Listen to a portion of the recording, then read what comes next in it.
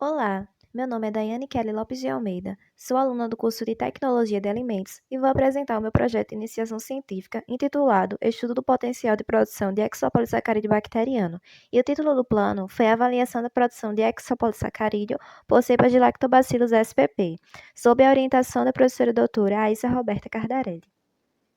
O trabalho está relacionado com os objetivos 3, 9 e 12 da Agenda ONU 2030.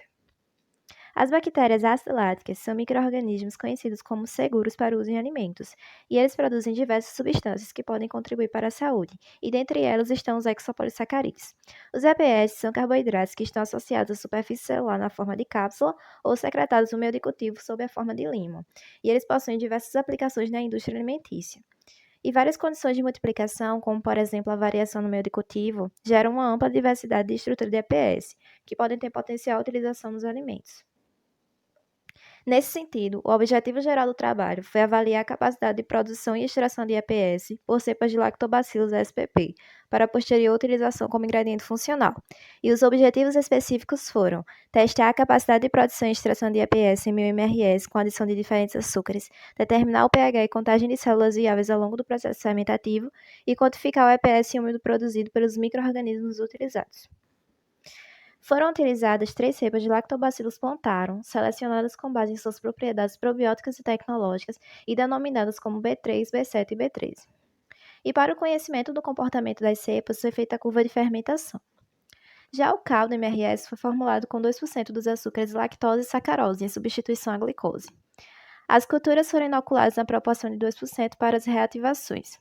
Posteriormente, as culturas reativadas foram centrifugadas, ressuspendidas em água peptonada, inoculadas 2% em MRS formulado e incubadas a 37 graus Celsius por 24 horas. Seguiram-se as etapas de remoção das células por centrifugação e adição de etanol para a precipitação do EPS, que foi então separado por centrifugação e dialisado contra água deionizada, obtendo assim o EPS úmido. A viabilidade celular foi analisada logo após a inoculação e após 24 horas, através da técnica de microlutas. O pH também foi determinado nos tempos 0 e 24 horas, através de leitura direta em porciômetro.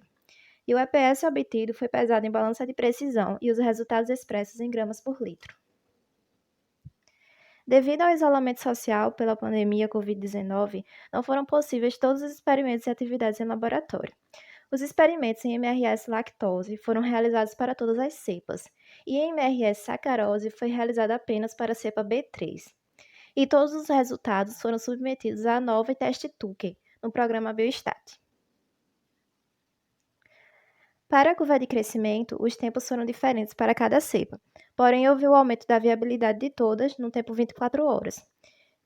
E então, para os estudos posteriores, foram padronizados os tempos 0 e 24 horas.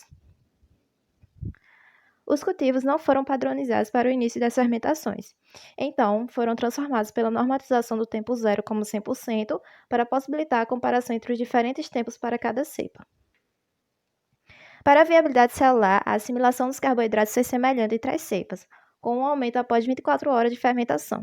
A B13 apresentou a melhor viabilidade em lactose, com 118,97%, e a B3 em sacarose resultou em maior viabilidade, porém ela não diferiu significativamente da B3 lactose. Houve a diminuição significativa do pH ao longo do tempo para todas as cepas e condições de fermentação, com diferença significativa da B13 após 24 horas em MRS lactose. A cepa B13 foi significativamente maior se comparada a B3 e a B7 em 1000 mRs com lactose. E o rendimento da B3 fermentada em lactose e sacarose não diferiram significativamente. E para concluir, os resultados demonstraram o aumento da viabilidade celular e pH ao longo do tempo, e que a cepa B13 foi a maior produtora de EPS úmido. E para a determinação do maior rendimento de EPS, tendo em vista as formulações com os diferentes açúcares previstos no plano, não foi possível devido às interrupções das atividades laboratoriais. Então, novos estudos poderão avaliar o seu potencial para uso na indústria alimentícia.